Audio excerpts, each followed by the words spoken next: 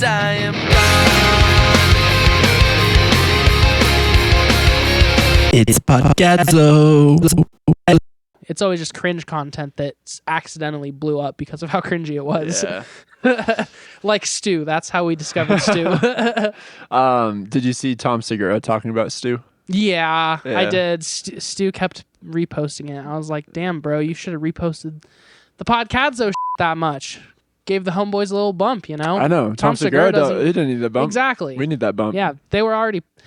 God, your mom's house is so annoying. They were already posting it so much. Like, they were like, check out this super weird guy we found. And then it was like, he wasn't even being that weird, you know? Yeah.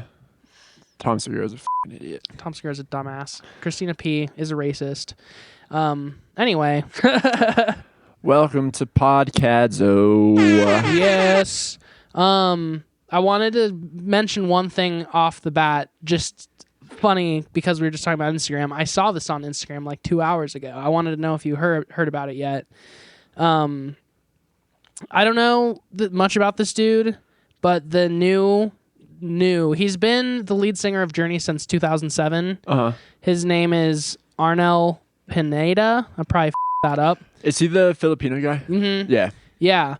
I guess at Rock in Rio, either yesterday or the day before, some recent performance that they did, he like super butchered Don't Stop Believin'. Like he just missed a bunch of notes.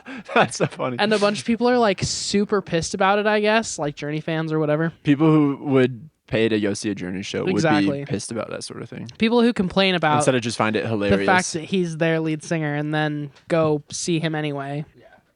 Yeah. So anyway, because of the backlash from the really performance,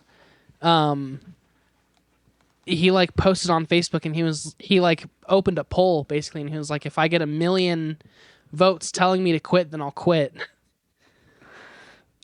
I don't know how I feel about that. Isn't that pretty wild? Yeah. It's pretty wild. Like, I don't think I've ever seen a social media poll used for anything like that before. And Certainly obviously he's that... going to get 1 million. Oh yeah, it just because of it's trolls. It's going to get on a troll page. Oh, exactly. Like, yeah, people are going to ruin this guy's life. I mean, I kind of want to tell him to leave, and I never even. Yeah, I that's never a gave pretty two silly before. thing to do. Yeah, but do you think he honestly means that, or is he just looking for validation? It seems really sad. Like, I took a screenshot of the thing that he posted. I'll see if I can find it.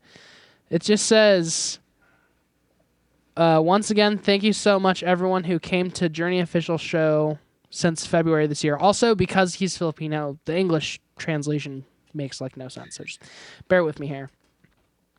I appreciate you all so much. And not only that, every time that I'm on stage with the band, I feel this immense gratitude, humility, and honor. I'm very aware of this.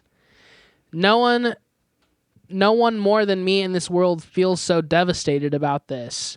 It's really amazing how 1,000 right things you have done will be forgotten just because of this, in all caps. And of all the place, it's Rock in Rio. Mentally and emotionally, I've suffered already, and I'm still suffering, ... but I'll be okay, ... So here's the deal now. I'm offering you a chance now, especially those who's hated me and never liked me from the very beginning, to simply text go or stay, and then there's the link.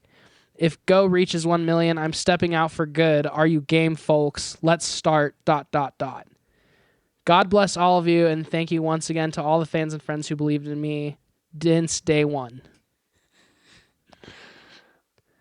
What a interesting approach. Right? Crazy that him screwing up Don't Stop Believing would be cause this much hubbub at all. He kind of has a point, like one that I know of. Do you know how many times Axl Rose, for example, has just missed a show, like not shown up? Yeah, but that's like cool. That's metal. Yeah. And him not being the original singer. Yeah. I bet a bunch of it is just hate that he gets because people didn't like him because he was like their replacement or whatever. Uh-huh. So then as soon as like, I guess as soon as he f***ed up one time, everyone was like, yeah, see, we told you he sucks. Yeah. And there's that thing like, these aren't your songs. You're just hired to come and sing them. We could find a million other good singers who could come on. Not that I actually think, I think this dude's obviously very talented. I could not sing for Journey. Since 2007. Yeah, for sure. He was doing something that's right. probably the vibe of some people. It's interesting too. I listened to like a clip of it when he was singing bad notes. It wasn't that bad. It wasn't like that bad. He was like he was just like kind of flat. pitchy. Yeah, he was pitchy essentially. Okay, I thought you meant he like. Nah, he just couldn't reach high notes. Like he just couldn't get to any of the high notes. Like, wah, like any of that. He couldn't like do any of that. Ouch. But kind of forgot where I was going with that. Oh yeah, heavy Filipino accent as well. Mm-hmm. I did, which is funny. Like in his stage banter. Like while he was singing, like "Don't Stop Believing," like I could hear his accent kind of through it. I don't think I've ever actually heard him sing. Remember when he took over back in 2007, I guess, and there was a lot of hubbub about that. Yeah, I think that might have been the reason why the housing bubble happened. Ooh, it does line up date-wise. That makes sense. Pretty well. Where's his apology for that? I don't think he gives a shit about that. Crazy. That'd be like good Axl Rose moment. Like, yeah, I caused the housing bubble. Yeah. I've been writing subprime mortgages since 1984. Oh, Axl, you goon. In other music news, I saw Johnny Marr last week and James. You went to that? Went to that show on Tuesday. Did you see my dad? I think I did see your dad walking through the aisle. I pointed to Julia. I was like, is that Sam? She was like, I can't tell from here. Has she ever met my dad, or has she only seen him at shows? No, she met him. Remember we did dinner at my folks after that one show? That's right. Yeah. Yep. Met him there. But Johnny Marr was fantastic. It was... so it was at the Paramount.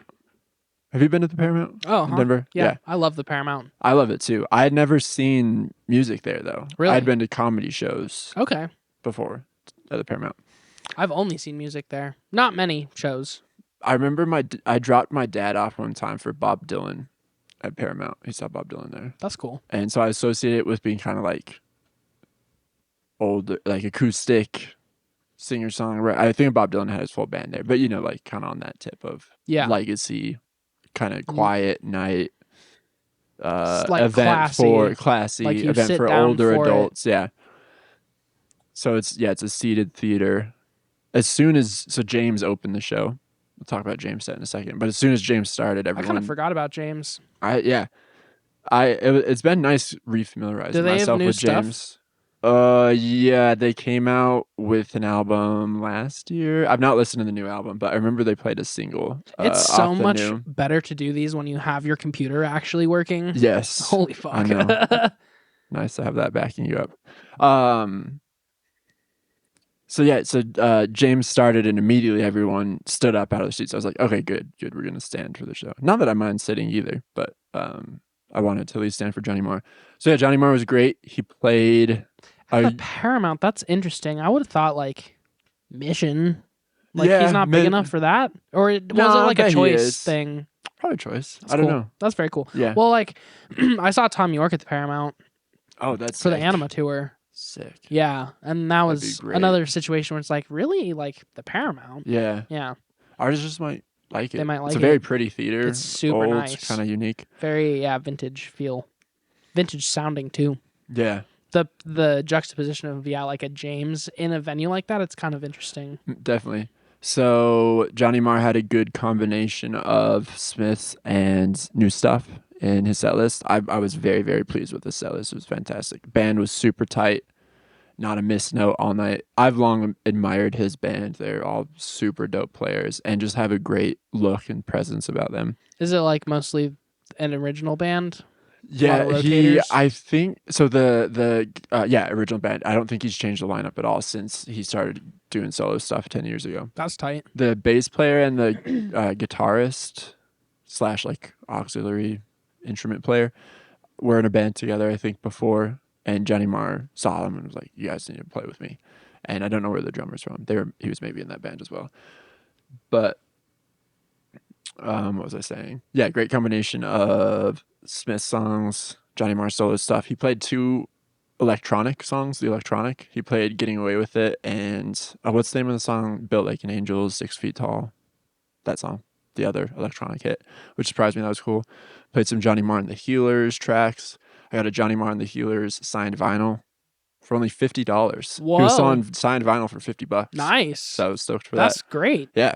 I know. It was like, I actually went to Twist and Shout the next day, the record store, and found that same record, and it was $40 unsigned. At Twist and Unsigned? Shout. Yeah. Okay. So Wow. that was nice.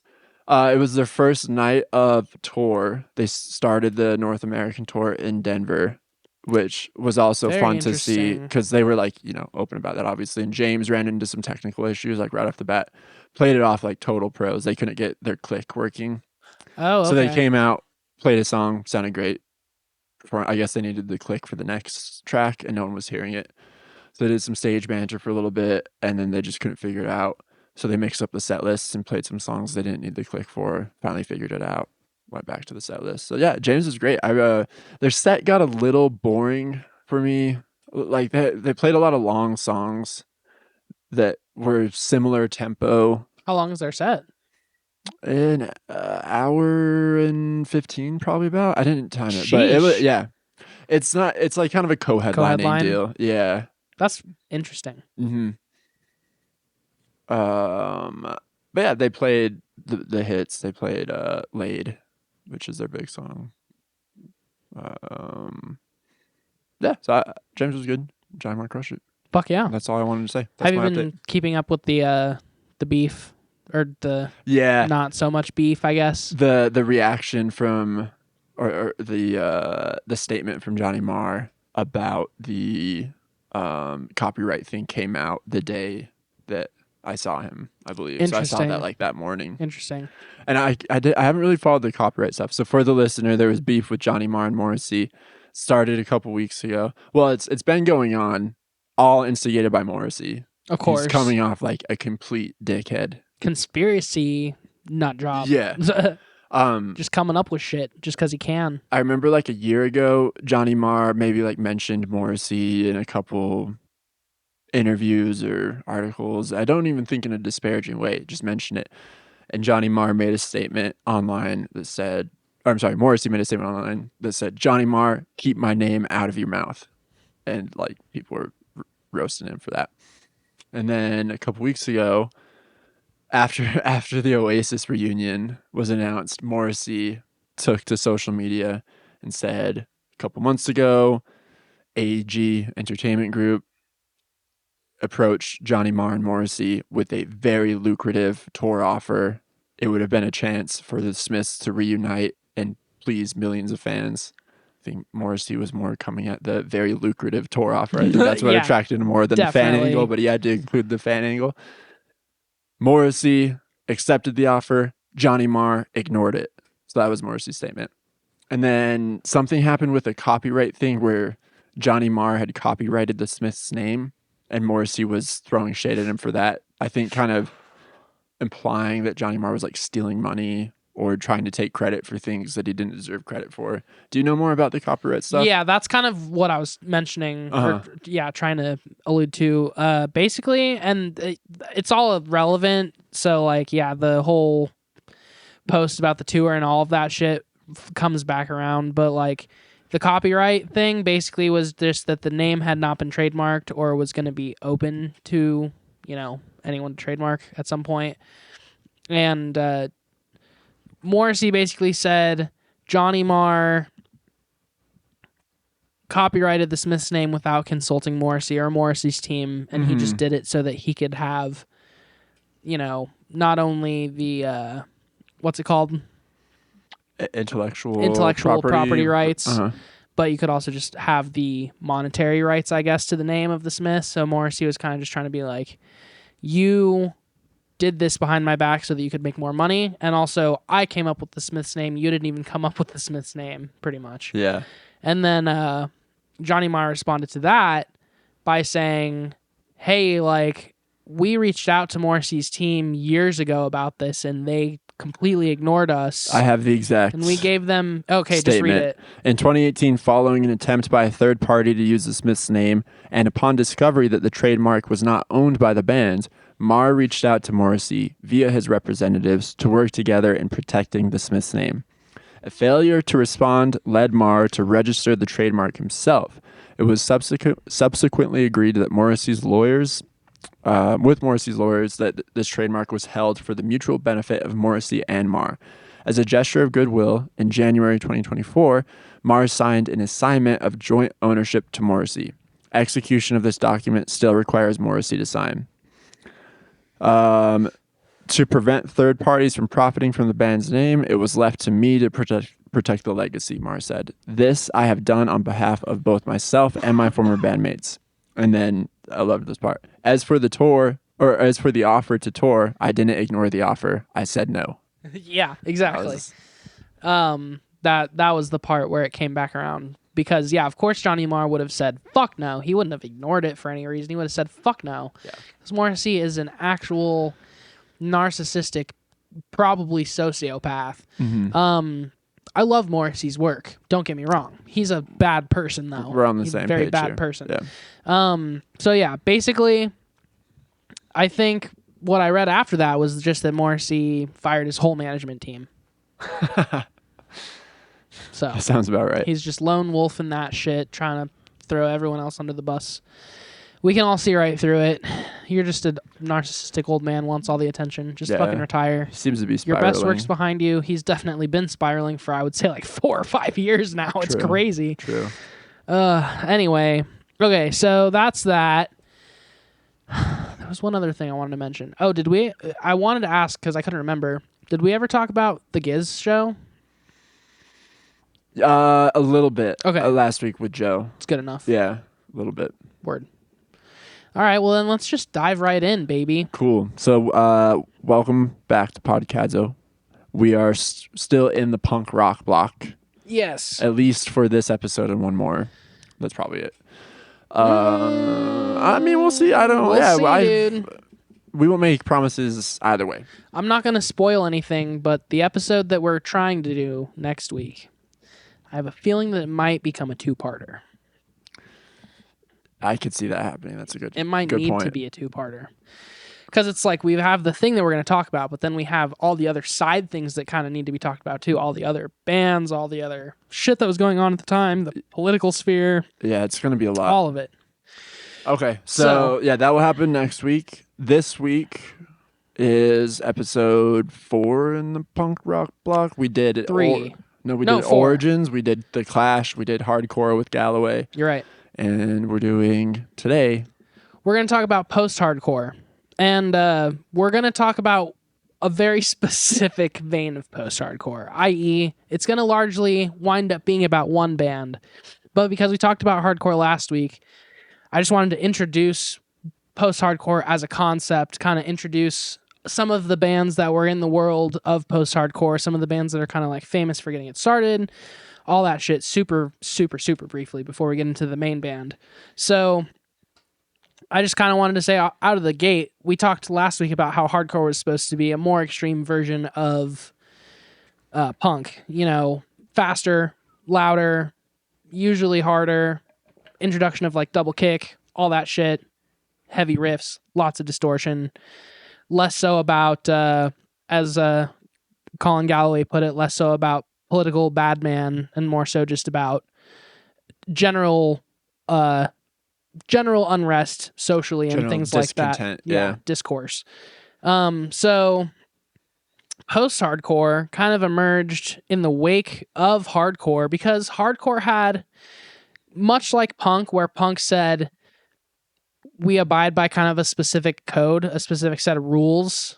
You know, hardcore also kind of took from that as well, where it was like, if you're hardcore, you still have to be relatively simple. You still have to be relatively straightforward. It has to be relatively accessible, but it's got to be angry. It's got to be brash. It has to fit in a certain box of like being a certain level of angst and anger before it's post-hardcore. You know what I mean? Yeah. So still kind of a box.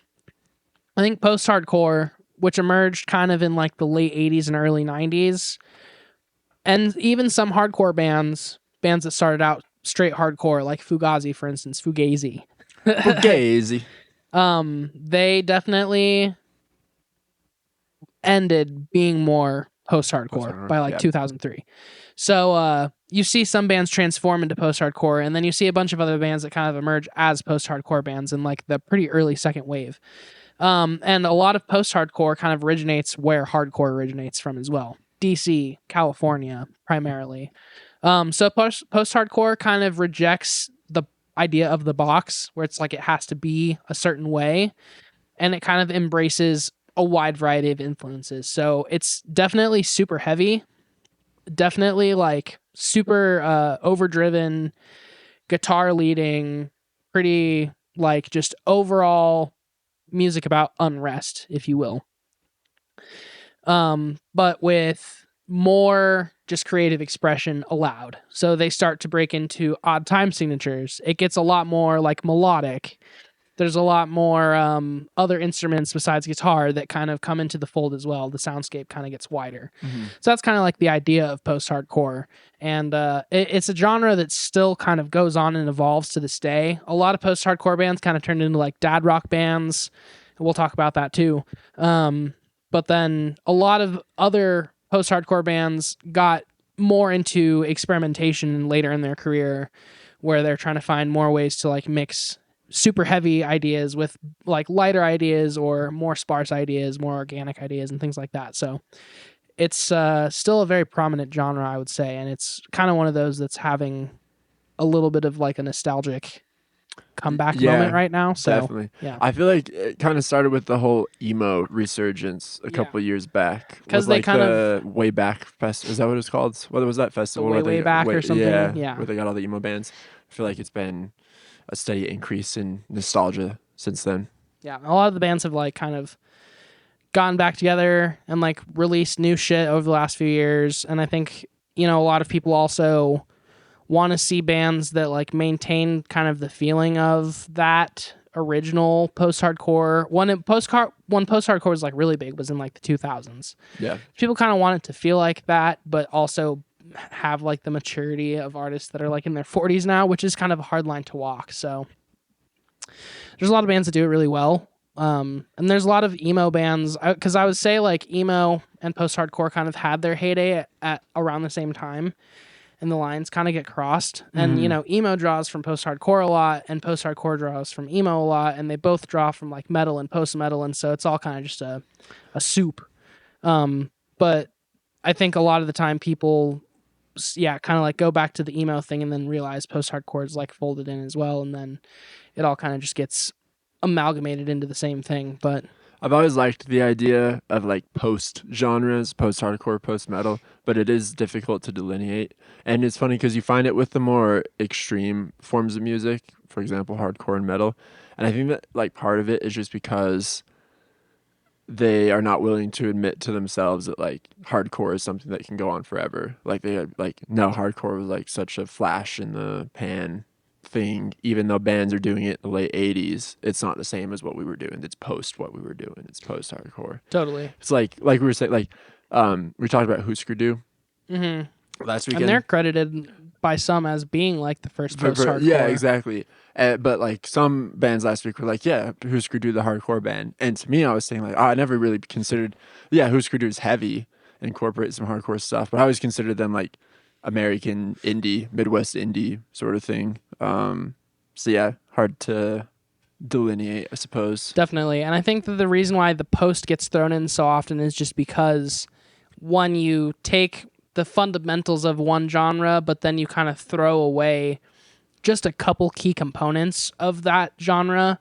then it kind of steps outside of what really defined that specific genre, even though there are still a lot of similarities. So like with hardcore and post-hardcore, like post-hardcore is still super fucking heavy, still super like riff-driven, guitar-driven, still usually like 3-4 piece kind of vibes, still usually relatively accessible, but then instead of it all just being in a fast 4, what if it was in mixed meter sometimes? Or like, what if sometimes we were like heavy with acoustic guitars instead of heavy with electric guitars? Or like, what if sometimes there was like a piano solo, you know, like Yeah. just those random ideas. And a lot of post-hardcore bands, I think, especially the one that we're going to talk about, is influenced by so many different genres of music that they may have entered the scene as a post-hardcore band, but they always had an idea of being a lot more than that. But certain bands, you know, kind of throw away their post-hardcore roots almost right away. And they're like, we did one post-hardcore album, now we're moving on.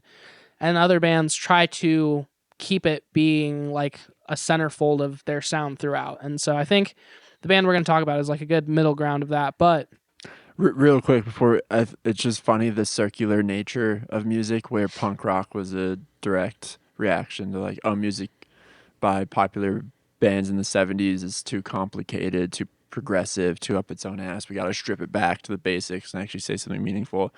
And then hardcore punk was like, well, that's still rock and roll essentially. Like we got to make it harder and more extreme and faster.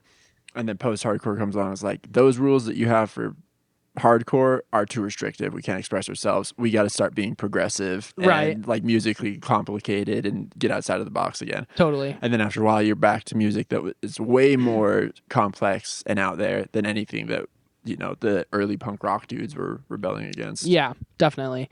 Very well put. And I think that another kind of important thing to mention in that universe, on that like train of thought, is just the fact that like because of like what each kind of subgenre is going for, they all have like different levels of like fame or like accessibility. So like by no means did post-hardcore get huge, you know, because it wasn't accessible to everybody. Some people didn't fuck with it. Some people thought it was like way too much progressive shit, too heavy, you know, just too abrasive in whatever way it was. But like punk was designed at large to be like as accessible as possible. As many people as can listen to this need to hear it was the goal.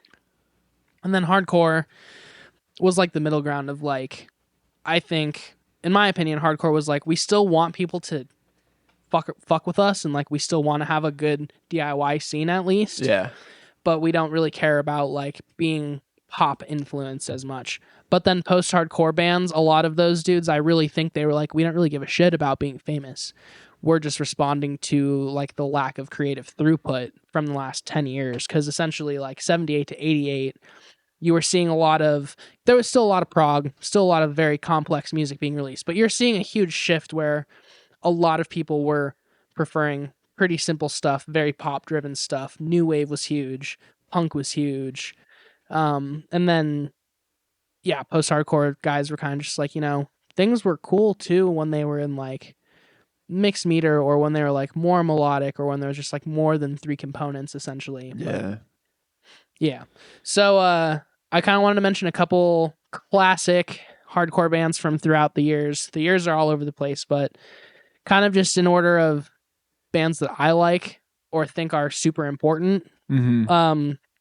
La Dispute, I would say, is one of the best examples of like a modern post-hardcore band where they step out of the box in a lot of ways, but still manage to maintain like kind of the original post-hardcore ethos.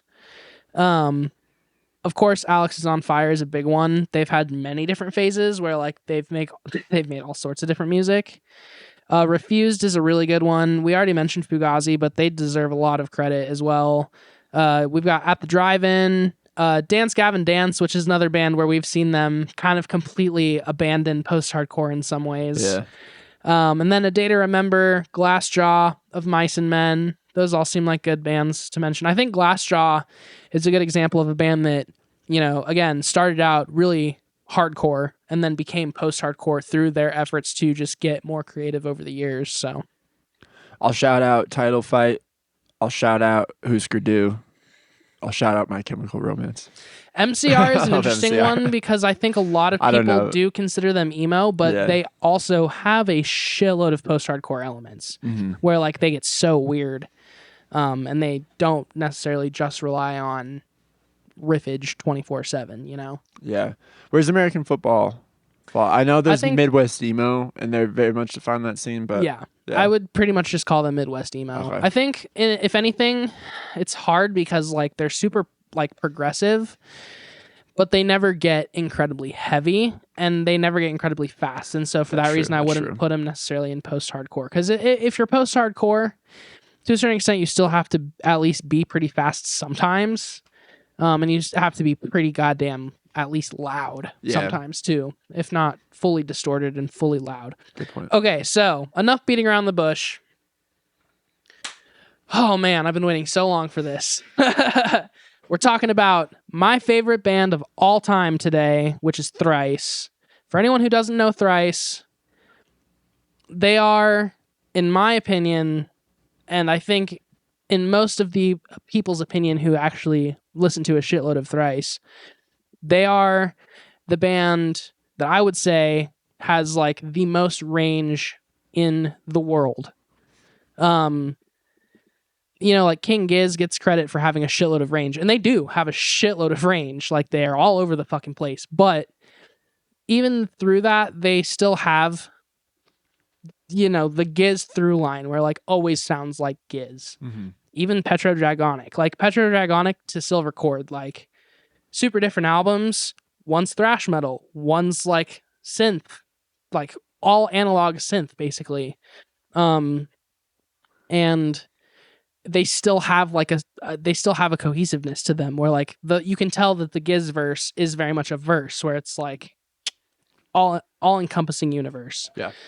Thrice is like, there's so many moments throughout their discography, like going back as far as 20 years ago, there's moments in their discography where like they just do not sound necessarily like Thrice at all in certain moments. And then you go back to it over time and then it makes more sense in the Thrice universe, if that makes sense. They've like challenged the post-hardcore world and like just the overall like metal and heavy music world as far as genre goes more than like anybody else in my opinion. And they also, I think, have changed it up more than like any band really that I can remember besides like a Radiohead maybe. And we'll get back into that later. So basically, Thrice started in 1998, which is kind of like 4 or 5 years before like the real peak of post-hardcore kind of hits. Mm-hmm. It was formed by Dustin Kensrue and Tepe Teranishi, and they met in high school, jammed together in high school, and formed Thrice in high school. They met their bassist, Eddie Breckenridge, at the skate park, and they pretty much just asked him to join the band through skating with him. And then his brother, Riley Breckenridge, played drums. So he was like, hey, I've got a brother. I'll bring him to band practice. And then that's how they got their drummer, essentially. The name Thrice, to my knowledge, was like, I don't know the joke, but it came from like an inside joke that they all had. And like, I guess a couple hours before their first show, they like realized that they didn't have a name. And so they just temporarily named themselves Thrice. And then it's kind of a classic thing, like similar with like U2, where like they got notoriety pretty quickly and then wound up getting stuck with a name that they didn't really like, just because if they change it, it's kind of like starting over as far as, all the fans and stuff. So basically that's the origin story. I didn't want to get too far into it, but they were pretty much known out of the gate as, post-hardcore, melodic hardcore. They were super heavy, lots of distortion, lots of like screaming, throat screaming and all that shit. Lots of mixed meter out of the gate too. They were playing in a lot of really odd time signatures. I think out of the gate, their idea was to just be as heavy as fucking possible. Let's just be super heavy all the time. And so that's kind of what their first album sounds like, which is Identity Crisis, which comes out in 2001. I think lyrically speaking, it's hard to say like because there's so many good lyricists out there, but I would probably say that Dustin Kensrue is like my favorite lyricist like ever. His lyrics are always just like super impactful, and you can always tell that like they're about a pretty specific thing to him, but they're always left like super open-ended to where they can be interpreted in a shitload of different ways. And obviously they mean a bunch of different things at the same time as well. Nothing is like a singular meaning. And I think that hits pretty early out of the gate. Like Identity Crisis has a lot of really powerful lyrics, and it feels like a first album in a lot of ways. There's a lot of like moments where you can hear them trying to figure it out. But like a couple things are very present early, which is like just Dustin's frontman abilities as a lyricist, and then Tepe's guitar playing and his ability to just write super insane, very original riffs that are like super heavy, but also draw from a bunch of different influences. Let me ask you something. There's a big Christian element to Thrice, isn't there? It kind of comes in later. So they released 2 albums. It's kind of like 2.5 albums. Like their first 2 albums, it's not really present. Their third album, there's some lyrics where like arguably, yeah, they could be inspired by Christianity. And then the fourth album, it's like, okay, there's a lot of references to the Bible, a lot of references to like biblical stories. And then there's also just a lot of references to like the ocean and the sea, living in the deep, like all sorts of just kind of like weird primal earth kind of references along with biblical references. And then it kind of comes and goes through from there. Like certain albums, it's not there at all. Other albums, it kind of comes back in. And then in like Thrice 2.0 years, it kind of seems a bit like he trades there's moments where he trades like the hopefulness for just like rage at the state of the world. So I think that an important thing to note is that early Thrice is all like very uplifting from a lyrical perspective. It's like all super hopeful. It's all like super introspective and like about like essentially just like being a better person at the end of the day. And like a lot of like self-reflection and stuff like that. So like that's kind of a counterpoint, I would say, to some of the other post-hardcore, especially in like the late 90s, because a lot of post-hardcore at that time was still kind of just like the system is fucked, like the earth is fucked, society is fucked, like I'm sad because everything's fucked. There's less like we got this, like everything's gonna be okay. So just kind of an interesting counterpoint from Thrice as well, in my opinion. Okay, so the only Thrice album I'm like really familiar with, I've heard a lot of the music, but the only album I've like consciously listened through is Artist in the Ambulance. Is that what that album's called? Mm-hmm. Second album, I think, right? It's the third album. Okay. Which is a great album. I love that album. And they did a re-release or something last year, if I'm not mistaken. So I like re-listened then. But I'm flying blind here with anything else Thrice. Those are I knew I liked that album.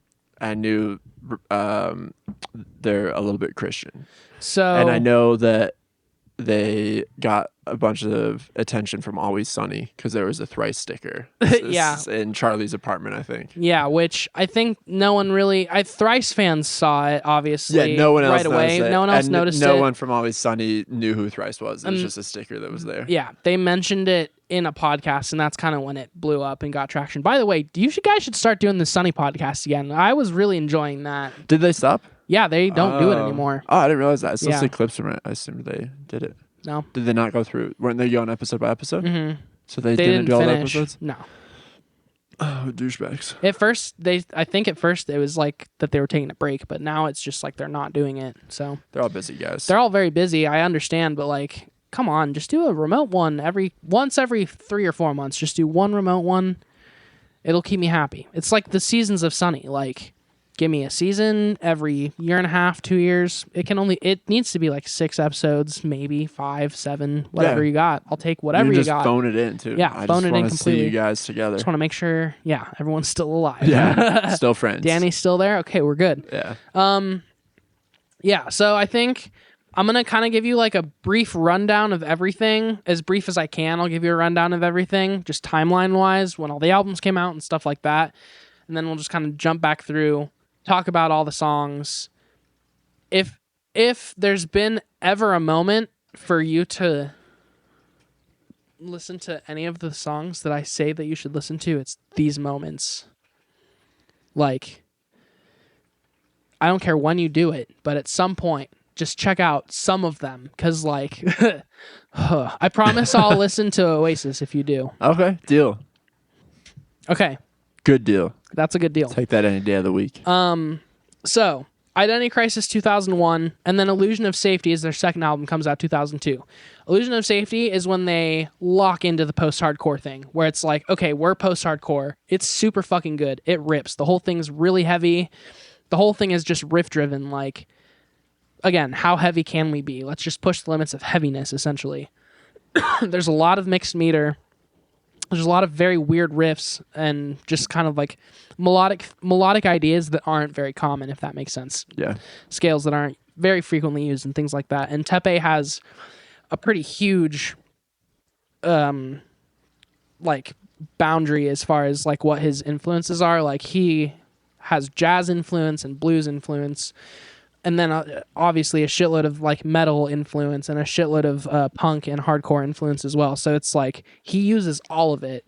And not to blow my load too early, literally every single member of this band is like my favorite that of anything. Like Tepe Teranishi is like my favorite guitarist of all time. Like the way he plays guitar, it's like a Johnny Greenwood type thing. Like no matter what context Johnny Greenwood's playing guitar, if he's playing guitar, like you just know it's him. You're like, that's Johnny Greenwood. You can just hear it. Yeah. Tepe is exactly the same way. But like the ways that he uses all of the instruments, it like doesn't really matter. Like the way he plays piano is unlike the way anyone else plays piano. And like just the way he approaches songwriting, in my opinion, is unparalleled to the way anybody else does it. So yeah, that's Illusion of Safety in 2002. And then that kind of got them up to the next level of notoriety where people were recognizing them more. They were getting pretty popular. They wound up signing to Island Records for their third release, which was Artist in the Ambulance. And just a little fun fact, Artist was only released like 4 months after they started recording it. So they got in and out as quickly as possible, which is kind of how it works with big labels. You know, they just want a record out as soon as possible. Yeah. Kind of by the virtue of that, a lot of things happened in production and mixing that the band wasn't a fan of. They just didn't like the way it sounded. They wanted like a very open record, like very wide sounding record. And the original Artist in the Ambulance is very like compressed, squished, like not a whole lot of dynamic to it. So that was something that the band never really liked too much about that record. So they kind of rejected its popularity. Excuse me. I need some water. They kind of rejected its popularity, but they also needed its popularity to get them to that next level. Because after our Artist came out, they were playing huge tours, starting to move into like big venues and things like that. And people were just noticing them and really starting to like them. And it's also important to mention they came from Anaheim, where there was already like a pretty large hardcore and post-hardcore scene bubbling. So there's a lot of really good bands around them. And I feel like in a lot of ways they had to be next level musicians to really stand above all the other hardcore at the time. So I always thought for some reason they're an East Coast band. Maybe it was because of Always Sunny. Maybe I assumed they were possibly. like, and they're friends with local. a lot of East Coast bands. Like they were friends with like Bayside, and like Manchester Orchestra and all those bands. So Word. yeah. And then, so yeah, that's pretty much Artist in the Ambulance. That's the album that you can say got them into that next level. Still very much post-hardcore, pretty melodic, pretty heavy. Moments where it's a bit chiller. You can start to see moments where they're like not just fully invested in being as heavy as possible. Yeah. They're concerned a bit more about like melody now and group cohesion, group chemistry and stuff like that. And then Visu in 2005. I've said this for the last over 10 years. I'll say it again today. Visu, hands down my favorite album of all time. There's just not even a contest. There's not a single piece of work musically that has like influenced me more than Visu. Like I stole everything that I ever wanted to do in like any context with a band from this album. It's like my blueprint for everything. So pretty big deal for me personally. It was like a pretty huge shift in direction for them. They kind of abandoned being as heavy as possible all the time in favor of being more melodic, getting more slightly progressive with their soundscapes, adding a bunch of instruments that they had never used before on Thrice recordings, like, you know, Rhodes, synths, pianos, strings, all that jazz, and layering things more, using more like studio magic to make things sound better. But the thing that always gets me about this record is just, in my opinion, it is the best combination of like super guttural heaviness with just like absolutely gripping like beauty and just like space and like grace, if nothing else. Like I can't really think of good words to describe it, but it's just like, when it's heavy, it's so heavy, but like it's not just like loud and like distorted. It's like truly from like the core out, just like makes you feel like, oh, like it's just heavy feeling. Yeah. And then yeah, when it gets sparse, it like really lightens up. It gets very like, I would say, just spatially aware. Like the only things that happen in the songs happen because they like need to happen. There's no like extra shit. It's also kind of where you see them, I would say, like going from kind of just casually caring about the studio album experience to like being like audiophile level nerds. Like they just really start buying into tone in like a really big way, and the way that the record is like actually produced. I think because of the way the artist went and how unhappy they were with it, they were literally just like, I'm losing my voice. Bad episode for this to happen on. They were literally just like, we just need this to be exactly how we want it to be. So, and then, Water break. okay, so Alchemy Index was the next record that they put out. It's more of like a collection of EPs, but it comes together to be like a very full-length concept album. And I just keep saying the best, whatever. But in my opinion, Alchemy Index would probably be the best concept album of all time. The idea of it was each little EP was like 5 to 6 songs, and each represented like one of the just like core elements. So there's the fire EP, the water EP, the earth EP, and the air EP.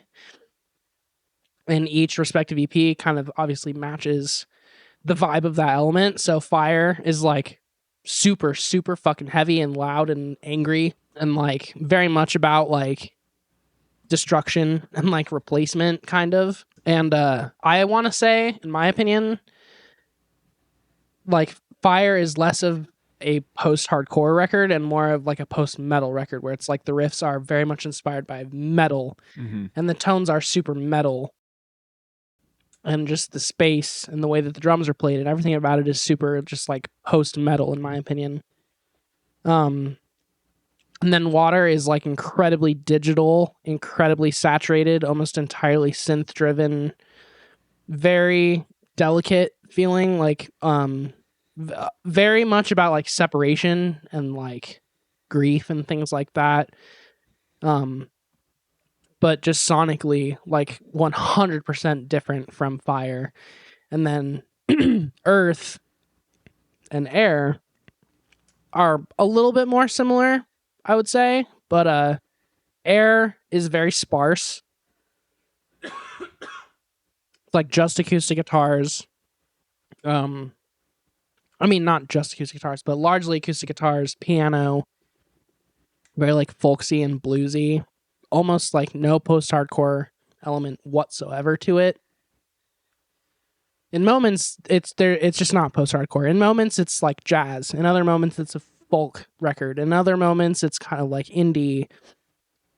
It's so all over the place. And then Earth is like pretty much just very dense, still very acoustic, very organic sounding, but very dense. And kind of, again, just about like pleading and desperation and things like that. Hope is part of it too, but you know, not always. And so yeah, the combination of those 4 records together, earth, water, air, fire, that the just me hearing all of those for the first time and really realizing what they were going for and how well they pulled it off was kind of like the moment where I was like, this is like the best band of all time. Like, yeah, nobody has range the way that they have range on the Alchemy Index. Like, from the first Song of Fire to the last Song of Earth, like, you wouldn't guess that it's the same project, let alone the same band. So, yeah, it just blows my mind every time. And I take years without listening to it just because I don't want to ruin it. But then every time I go back to it, it's like, it's just so fucking good. Like, it really is such a hyper obsessive, overly thought out piece of work that does not seem taxing to listen to. It's not like a chore to get through it. It's just genuinely, every new thing that happens is like super fucking exciting because you really don't know what's going to come next. And the production changes. Like, they don't sound the same from record to record. Like, they intentionally make a lot of choices to make it seem like a kind of detached experience because you're supposed to go through like a very linear experience on the record, I would say. And it's, well, the first record where they engineered it and mixed it and like produced it themselves and then released it through a label. And I think that's the full turning point into Thrice being like audiophile production nerds. Because pretty much since then, they've worked with producers and studios and stuff, but most of their really good shit has all been DIY at their own studio, mixed by themselves, engineered by themselves. So I think on top of everything else, because of that, Thrice is, in my opinion, like the best sounding band of all time. I think they have the best tones. My entire goal in life is to just have exactly the same sound that, or drum sound specifically, that Riley Breckenridge has on like any given Thrice record from the last like 3 or 4 releases. They have the best drum sound I think that I've ever heard in any context. They have some of the most unique and interesting guitar tones and mixing techniques that I've ever heard in my life. And it's just always exciting. Every release sounds critically different and like matches the aesthetic and the concept of the record. So I looked up the Wikipedia for Alchemy Index, and just to your point about it being kind of obsessive, I found this cool. Each of these songs, so the final song on each disc is written in the form of a sonnet, depicting the relationship of man with each of the particular elements. Each of these songs is in iambic pentameter with a concluding rhyming couplet. These final couplets also contain the same vocal melody and chord progression as each other, although they're in different keys. That's pretty out there. That's cool. Yeah, super crazy. Like, and when you listen to the last song on each, the last 2 lines in the same melody, it's like haunting. Like, every single time he does it, it's fucking haunting. And at the end of Fire, I can't remember the name of the song, which is a bummer right now, but the last song on Fire is like genuinely like the noisiest, heaviest fucking thing I've ever heard in my life. And then it leads into that sonnet, and it's like the prettiest release ever. Like, it gets me every single fucking time I hear it. I'm trying to find the name of the song. Whatever. I'm not gonna find it. Okay, so that's Alchemy Index pretty much. I would say genuinely anyone who wants something new to listen to that kind of considers themselves someone who likes everything, listen to the Alchemy Index. Like, it is such a solid piece of work. I stand by that. If nothing else, I stand by the Alchemy Index. It is a breathtakingly amazing piece of work. So now we're going to talk about Beggars, which came out in 2009. The whole point of Beggars was basically just like, it was kind of a get back to your roots album a little bit. They thought Alchemy Index, that shit was too crazy. We went too hard on that. Like, it was honestly, they thought too gentle. They thought that they were a little too soft-handed with the back half of it. I was using iambic pentameter like some sort of fucking idiot.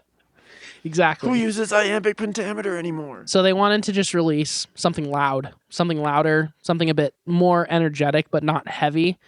I always call Beggars kind of like a modern blues rock album. It's very driven, very guitar heavy, but not like distorted necessarily all the time. There's a lot of clean tones. They focus a lot on being very groovy. There's a lot of 4/4. There's a lot of piano.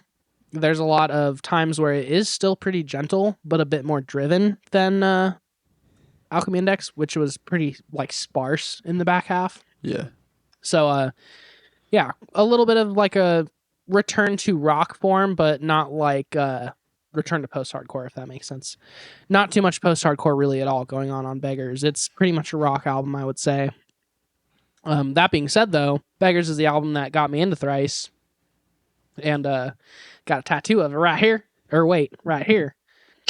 Because I didn't realize that's what that was. It's so, again, just important to me and informed the kind of music that I wanted to listen to and make and be a part of for the rest of my life. So then Major Minor comes out in 2011, and Major Minor, they recorded... Oh, before I get to Major Minor, just one more thing. Beggars was the first record that they recorded in the studio that Tepe built in his house that was called Newgrass. Newgrass was kind of where they would do a lot of their stuff after that. But in 2011, Major Minor was released through Red Bull Records, actually. It was recorded at Red Bull Studios, which I always thought was very interesting. Red Bull is such a funny label. Right? They really did get really good bands, though. Like, you could tell that whoever was trying to get that whole thing going definitely knew what they were doing and picked a lot of really good bands. But that being said, Major Minor was their Red Bull release. And they kind of just did the same thing on Major Minor that they did with Beggars. Like, it's still just kind of like modern rock. Very reflective and contemplative, I would say. And they also announced when Major Minor... I don't think it was like right when Major Minor came out, but around the time Major Minor came out, they announced that they're going to be taking an indefinite hiatus.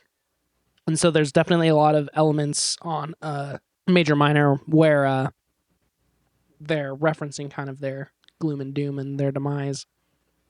The song Anthology on Major Minor, most of the lyrics are actually references to other Thrice songs, like old Thrice songs from the past. So that's kind of how you could tell that they were going to be ending it before they officially announced it. Then they officially announced it. They went on their last tour in 2012, called it a day after that tour. Their last show, they played 33 songs, and the set list was 100% composed of songs that were taken from a Thrice fan poll on the internet. So that's cool. Fans picked every song that they played. See, that's the right way to engage with fans, dude from Journey. What songs do you guys want me to fuck up next? Vote in this poll. Yeah, right. But no, I always thought that was super interesting because I think bands should do that more. And Thrice continues to do that, actually. When they tour randomly, they will just have polls where it's like, what songs should we play? And then whatever songs get the most votes, they add it to the set. So I always thought that was super cool. And yeah, 33 songs. They released it on streamers and on physical as like a live record. So that was like their last release before their hiatus. And then they took about a 4-year hiatus. Basically, essentially, everyone just wanted to live their own lives. Tepe and Dustin had kids. They wanted to be with their kids.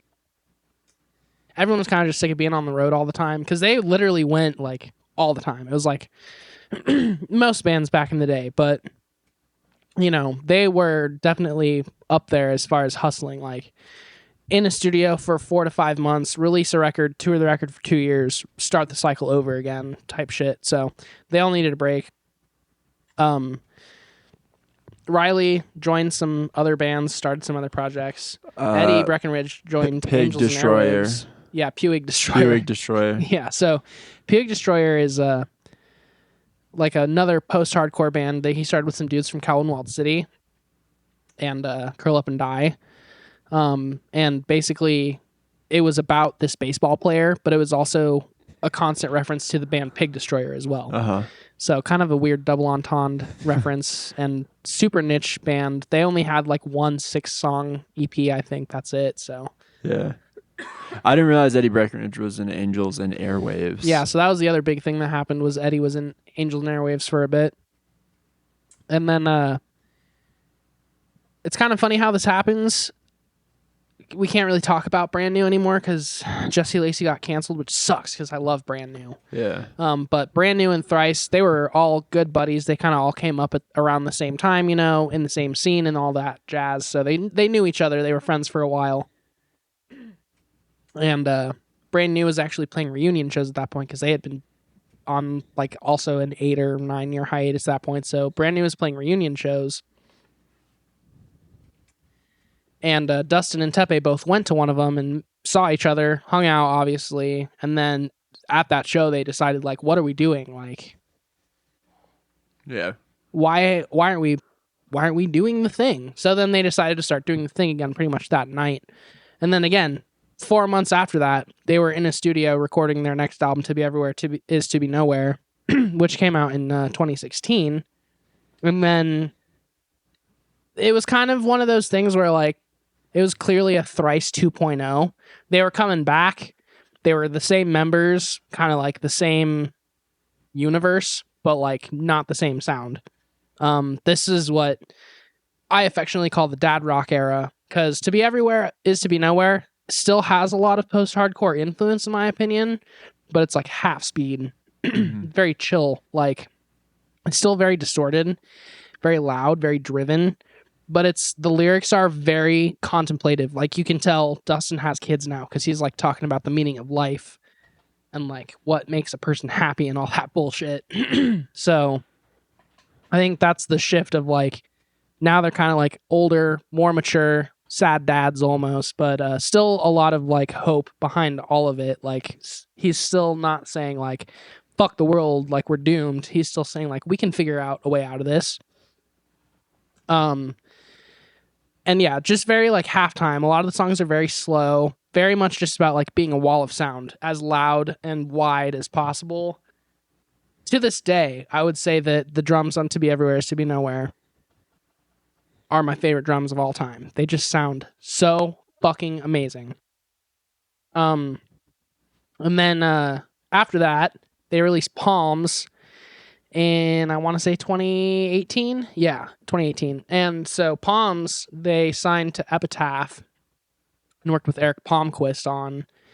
So Eric Palmquist produced it, and I think had a lot to do with like the creative input as far as the production style of the record.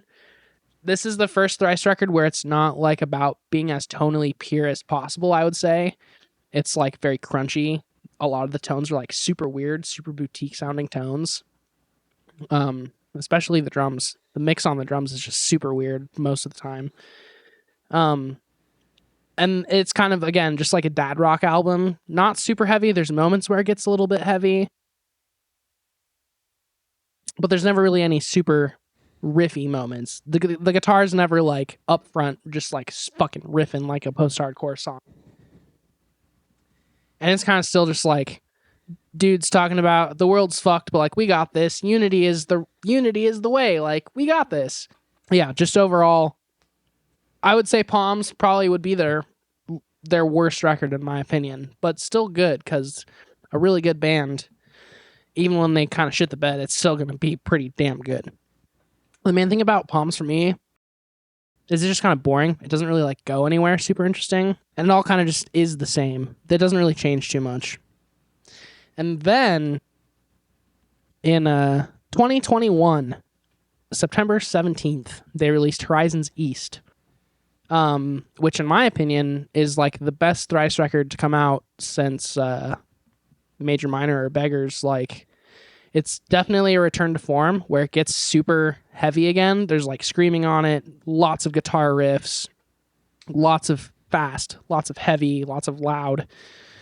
And Dustin's lyrics kind of, in a weird way, shift from being about like hopefulness and bouncing back from the situation that we're in to kind of being like, oh shit, like we might actually be fucked. So it's a bit more pensive of a record overall. Like, it's not quite as like uplifting of a listen. It's a bit more stressful. And it is a return to form in the sense that there's elements of post-hardcore in it. It's very heavy. The focus is on being driven. The focus is on being loud. But also super dynamic. Like, there's moments where it's super stripped back and super vulnerable. And those always kind of build up into moments of heaviness. So it's kind of like they're finding different ways to get to that heavy level, if that makes any sense.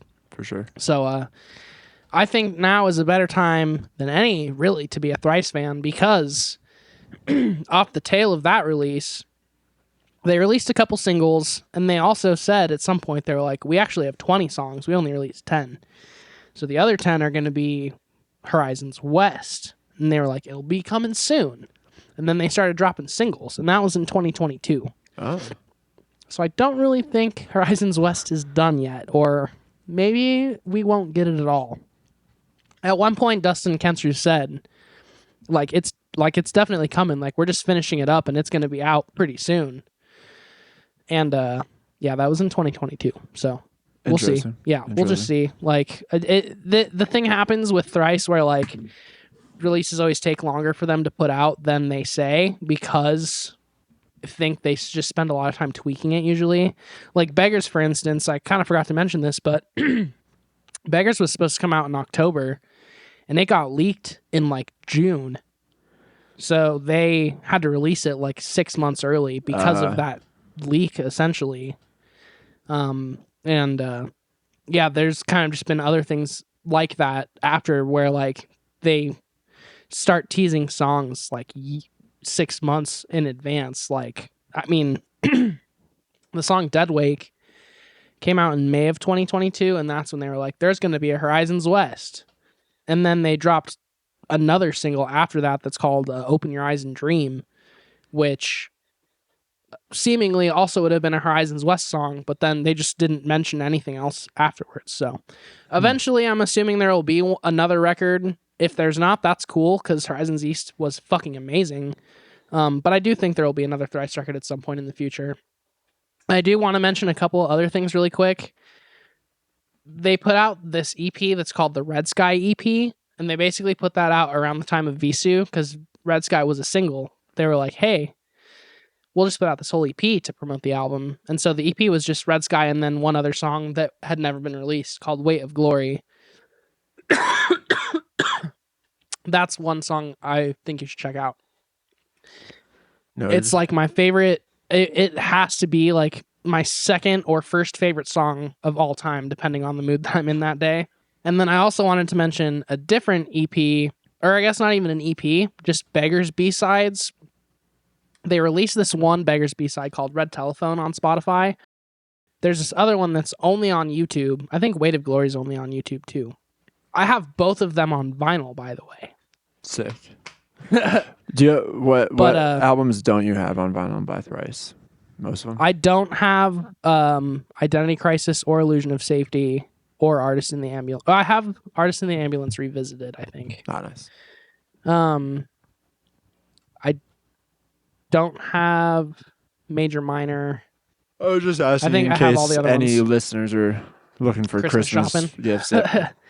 But yeah, so basically, just to get back to what I was going to say about the Beggars B-sides, this song called Answered, which is a Beggars B-side, is literally like my favorite song of all time. Like, it's one of those songs where it's like not technically the best song, but it's just like because of the emotional range on it and like just the way that I feel when I listen to it, it's like you connect with it. There's not any other song that makes me feel that way. And it's my friend Will showed it to me, I think by virtue of that, the way that he showed it to me and when he showed it to me and how much it meant to me at the time that he showed it to me. It just like, there's nothing that can replace the feeling that it gives me. So it's such a fucking good song. But Weight of Glory is like maybe the best Thrice song that they've ever done. So that's all I really want to say about the EPs. They have a bunch of EPs that are kind of just like B-sides from albums and shit like that, but they're all kind of just B-sides, you know? Some of them are decent. Like, obviously, Weight of Glory is a B-side, and it's fucking great. And Red Telephone, the other Beggars B-side, is also a really, really good song. But yeah, Answered is just like chef's kiss, perfection for me. And then, yeah, I believe that's going to be Benson. So we're getting perfect on timing here. Dude, very well done. But, Colin, if there's one thing you can do for me, listen to the Alchemy Index and tell me it's not a fucking fantastic concept record. And then listen to Answered and listen to Weight of Glory. And let me know what you think about those songs. I'm adding them to my Apple Music library as we speak. This is the cool thing about music. My like literal favorite band of all time, Like, I have 5 thrice tattoos. It's ridiculous. They have defined my personality. I'm that douchebag where my personality is defined by things that other people do. Yeah, they're my favorite band ever. You don't fucking know about them at all. And we're pretty good friends, and we both really like music, and we like a lot of the same music, but I by showing you these songs, I get to like kind of show you a piece of like why I play drums the way I play the drums, and like why I like the music that I like. Like the Thrice dudes literally like are the reason why I like the stuff that I like. So it's just crazy how much certain music can impact you over such a long period of time. And then other things, it's like Oasis. They're so bad, and yet everything I just said about Thrice is what you would say about Oasis. So, well, I'll give you the list next week of Oasis songs to listen to in return for me listening to these Thrice tunes. Got it. Great summary of Thrice. We'll wrap it up. Ben Sincere. Thanks for listening, everybody. Oh shit, we're wrapping it up real quick. Love you. Goodbye. Bye.